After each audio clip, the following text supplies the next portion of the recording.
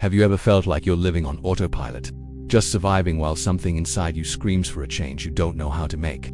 This video will only reach you when you need it most, and if you're here now, maybe it's because something inside you already knows this. Maybe you're on the verge of your emotional breaking point, carrying a silent weight that no one around you can see. You wake up, fulfill your obligations, smile when you need to. But inside there is a constant battle between who you are and who you need to be to survive in this world.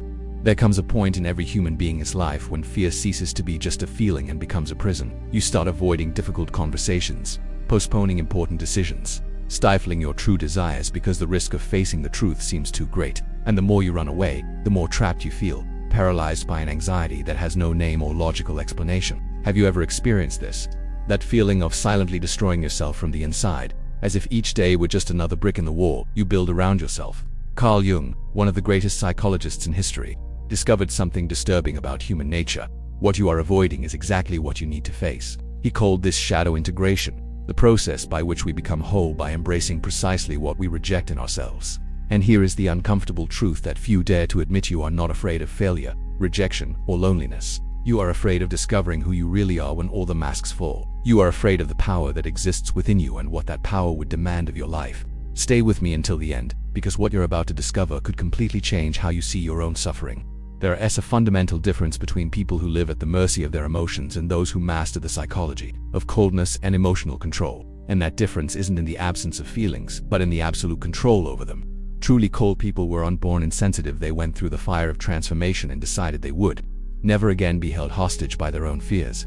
They learned the secret alchemy of transforming pain into power, chaos into clarity, vulnerability into unwavering presence. What if I told you that the moments when you suffer the most are the only ones in which you can truly transform? That every emotional crisis, every sleepless night, every feeling of being lost is actually an invitation to your rebirth. Most people spend their entire lives running away from these moments, numbing the pain with distractions, superficial relationships, or compulsive work. But there is a different path, a path that few dare to tread.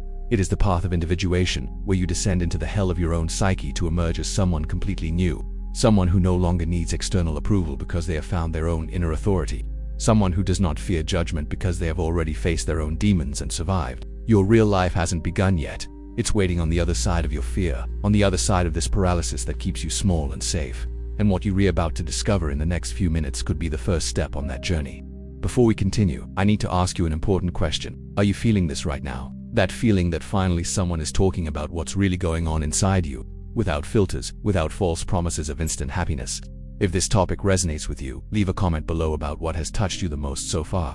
Write a word, a phrase, or tell us the exact moment in your life when you realized you needed this transformation. Because when you share your experience, you not just interacting with the video, you acknowledging aloud something you may have kept silent for too long. And believe me, there is someone reading the comments right now who needs to know they're not alone in this battle. Your participation here is what makes this channel grow and reach more people who are experiencing exactly what you are experiencing. Every like, every comment, every subscription is a vote that you want more in-depth content about the psychology of power, emotional control, and real transformation. It's not about numbers, it is about creating a community of people who are tired of superficiality and ready to truly dive into the process of becoming who they really are. So if you want to continue this journey with me, subscribe to the channel and activate the bell, because the next videos will take you even deeper into the psychology of coldness and personal domination. Look, I know it might seem strange to ask this in the middle of such an intense topic, but it's precisely because it's intense that I need your support. Content like this doesn't automatically appear in front of millions of people. It depends on you sharing it, on you showing the algorithm that this has value. So if you know someone who is paralyzed by fear, someone who needs to hear that suffering can be the beginning of something bigger, share this video. Sometimes, a message at the right moment changes everything. Now that you're a part of this, let's continue.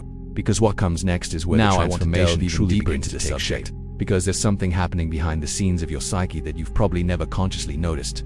Carl Jung discovered one of the most disturbing secrets about human nature when he developed the concept of the shadow. And this concept will make you rethink absolutely everything about your fears, your reactions, and especially what you call weakness.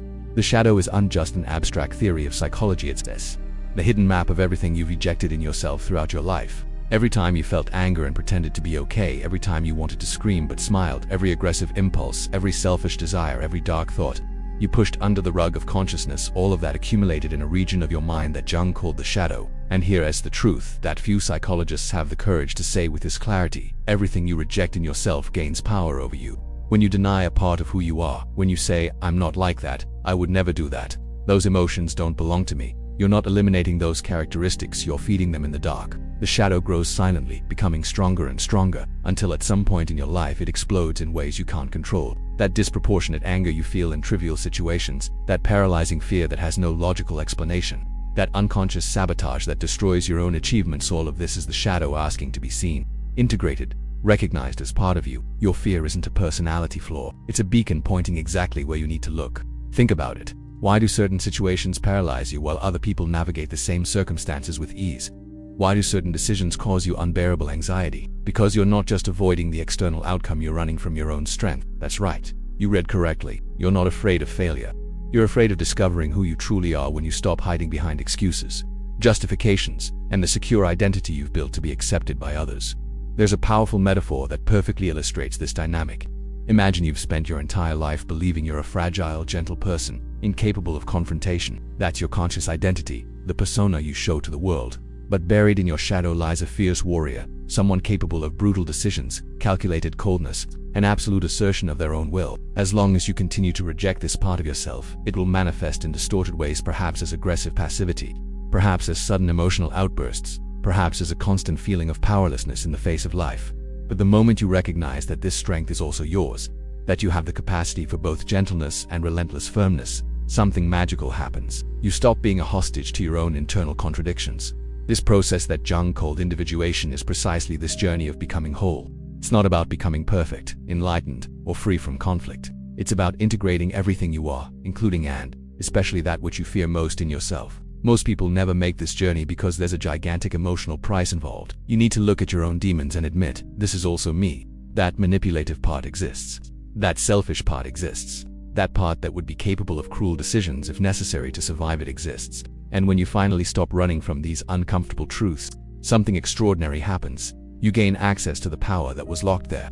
Truly cold people, those who demonstrate unwavering emotional control in the face of chaos, weren't born that way. They aren't genetically different from you. They simply decided to stop running away. They descended into the dark basement of their own psyche, found the monsters that live there, and made a deal. You are part of me, and I will consciously use your strength. That is the real alchemy of psychological transformation. It's not about eliminating your shadows, it's about integrating them, taming them, transforming them from internal enemies into powerful allies. And when you do that, when you finally embrace all the contradictions that exist within you, fear completely loses control over your decisions. Comment below, I am ready to integrate my shadow if you understood the impact of what I just revealed.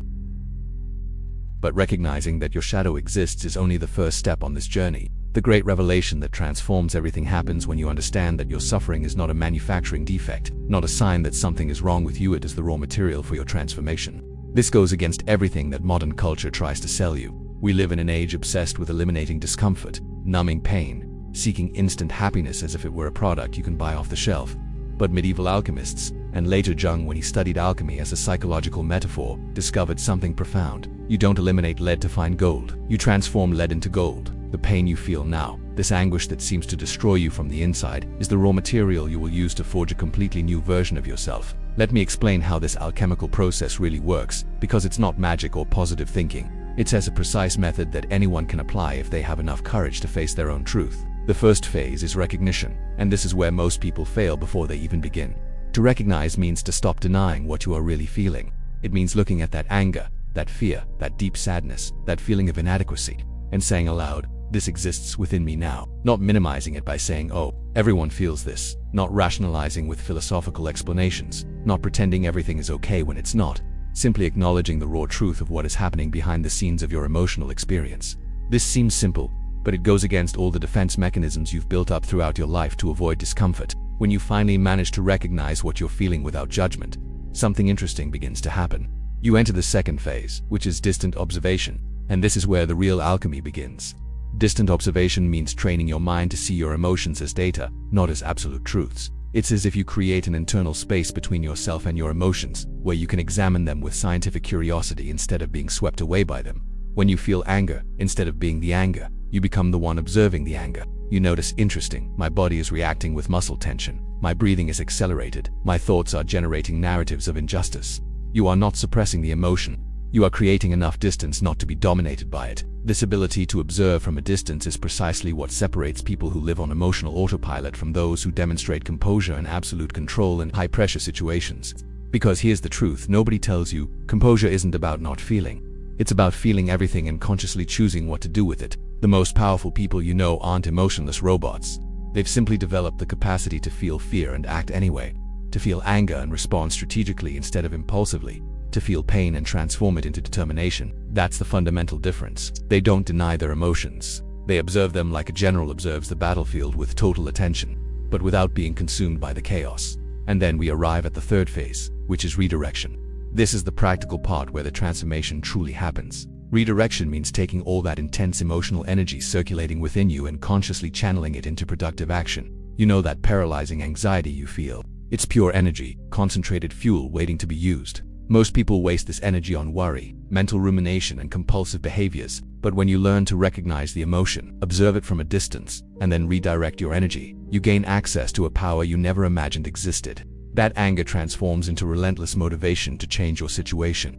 That fear transforms into laser focus for meticulous preparation.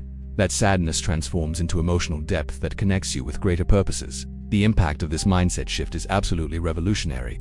You stop being a victim of your emotions and become the alchemist of your own experience. Every difficult feeling becomes an opportunity for strengthening.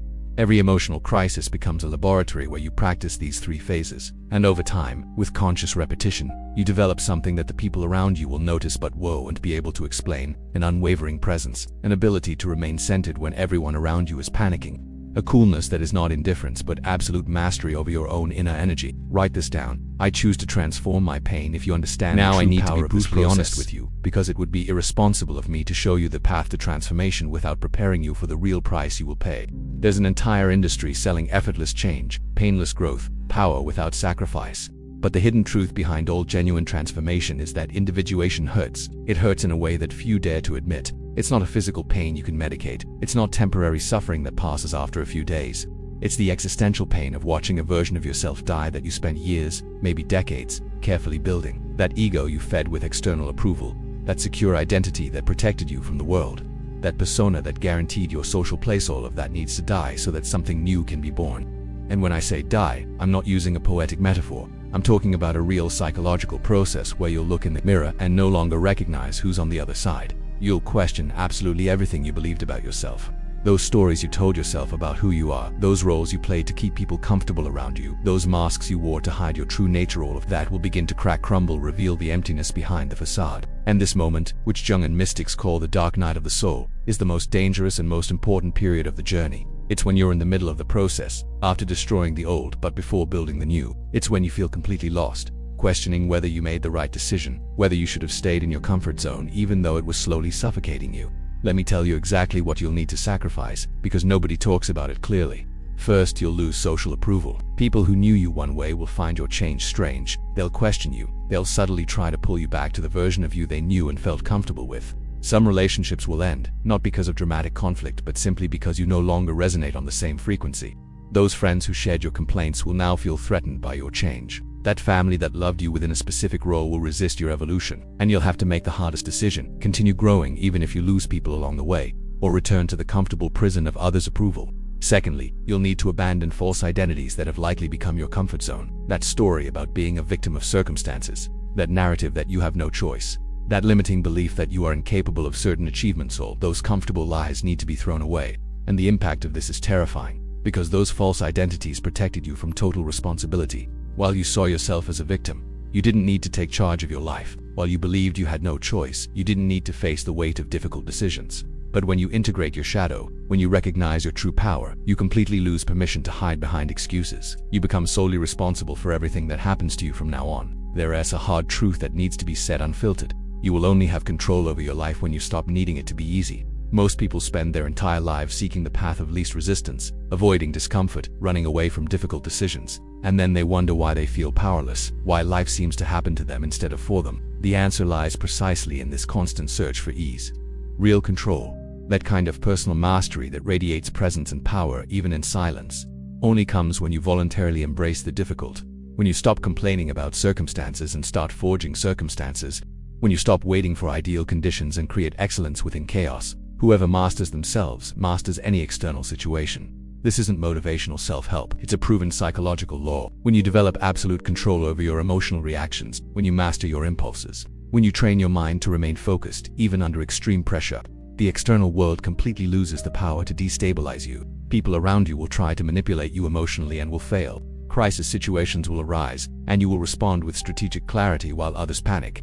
Opportunities will appear, and you will have the courage to seize them because you have already faced your inner fears. But reaching this point requires crossing the valley of the shadow, enduring the dark night, paying the full price of transformation. And this price isn't paid just once. It's a continuous investment. Each new level of growth will require a new death of the ego. Each expansion of your consciousness will reveal new shadows to integrate. The journey never truly ends. It simply evolves into more sophisticated challenges. But the difference is that after going through this process once, you gain unwavering confidence in your ability to be reborn as many times as necessary. Comment below. I accept paying the price if you are willing to face this truth without running away. After everything we've discussed so far, I want to paint a picture for you. I want you to visualize what life is like on the other side of this transformation, because there's an attainable state that most people don't even imagine is possible. Imagine waking up in the morning and not feeling that anxiety that has accompanied you for years. Not because you've gotten rid of the emotions, but because you've developed a completely different relationship with them. You feel fear, but it no longer paralyzes you. You feel anger, but it doesn't control you. You feel sadness, but it doesn't define you. There's an unwavering presence that settles within you, a kind of internal gravitational center that remains firm no matter the chaos that happens around you. People notice this in you, even without understanding exactly what has changed. They feel that there's something different in the way you occupy space, in the way you speak, in the way you simply exist. This is the mark of the integrated individual. The one Jung called the self, the complete and authentic version of yourself. It's not a persona constructed to impress others, not a social mask you put on depending on the environment. It's you in your totality, with all your contradictions recognized and integrated. You are capable of profound gentleness and also of relentless firmness. You have genuine compassion and also set boundaries without guilt. You demonstrate vulnerability when appropriate and manifest silent power when necessary. There is no longer internal conflict between these different facets because you have understood that they are all legitimate expressions of your complete human nature. The emotional clarity that comes with this integration is something that needs to be experienced to be understood. You stop being swept away by emotional turmoil because you've developed the ability to observe your feelings as phenomena that pass through you, not as who you are. When someone criticizes you, you can separate the useful information from the emotional noise. When someone praises you, you accept it without inflating your ego or questioning their intentions. When faced with a difficult decision, you access your deepest values instead of being overwhelmed by fear or external pressure. This clarity translates into better decisions, more authentic relationships, and a sense of inner congruence that those around you identify as integrity. And here's something fascinating about this state. When you combine emotional coolness with clear purpose, you develop a natural magnetism that doesn't need to be performed. It's not forced charisma. It's not social manipulation. It's not body language technique. It's something that emanates from you automatically when you are completely aligned with yourself. People are drawn to this energy because it's rare. We live in a world full of people desperate for attention, validation, approval. When you show up without needing any of that, demonstrating genuine emotional self-sufficiency, you automatically stand out. The impact of this on your professional life, your relationships, your ability to influence and lead, is transformative. You gain respect without having to demand it. You earn trust without having to prove it. You lead without having to announce your authority. But let me tell you the most profound revelation of all, the one that completely changes how you approach your journey from here on out. Your real life doesn't begin when you overcome fear. It begins when you realize that fear was never the problem, the escape was. Think about that for a moment. You spent years, maybe decades, believing you needed to eliminate your fears to finally live fully. You tried breathing techniques, positive affirmations, various therapies, all seeking to get rid of that uncomfortable feeling that prevented you from acting. But fear was never your enemy. It was just a sign, a messenger trying to show you where you needed to grow. The real problem was always your relationship with fear, the way you ran from it, denied its existence, allowed it to determine your decisions. When you finally understand this, when you stop trying to conquer fear and begin to integrate it as part of your human experience, everything changes. You become capable of feeling fear and acting anyway. You acknowledge its presence without allowing it to have veto power over your choices. You use the energy you were wasting on internal resistance and redirect it into productive action. And ironically, when you stop fighting your fears, they lose much of their intensity. Not because you conquered them, but because you removed the resistance that amplified them. This is the state of the sovereign individual. Someone who no longer seeks external approval because they have found internal validation. Someone who doesn't need to prove their worth because they know themselves deeply. Someone who doesn't fear judgment because they have already faced their own inner demons and survived. The freedom that comes with this state is unlike anything you've experienced before. It's not the freedom to do whatever you want without consequences. It's the freedom to be who you truly are without needing permission. Write this down. My real life begins now. If this message touched something deep within you.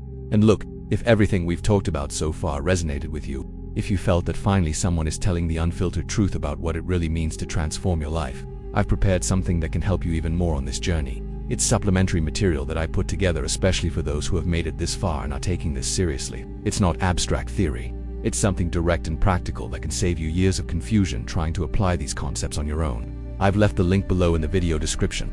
This material is called You'll Only Find This Video When You Need It Most, and I created it thinking precisely about those who are in that critical moment in life when you feel you're on the verge of your breaking point. If you're feeling lost, trapped, or silently destroying yourself inside, this content was made for you. It delves even deeper into Carl Jung's concept of individuation and reveals with brutal clarity why your suffering may be the very beginning of something much bigger. It's like a natural continuation of everything we've discussed here, but with practical applications you can start using immediately. Now, I need to be honest with you, this material could be taken down at any time. It's not a marketing strategy. It's simply because I'm still testing the format and seeing the impact it has on people. If it makes sense to you, take a look while it's still available. It's in the description, but I might take it down in the next few days, depending on the feedback I receive. So if you feel you need this now, don't put it off.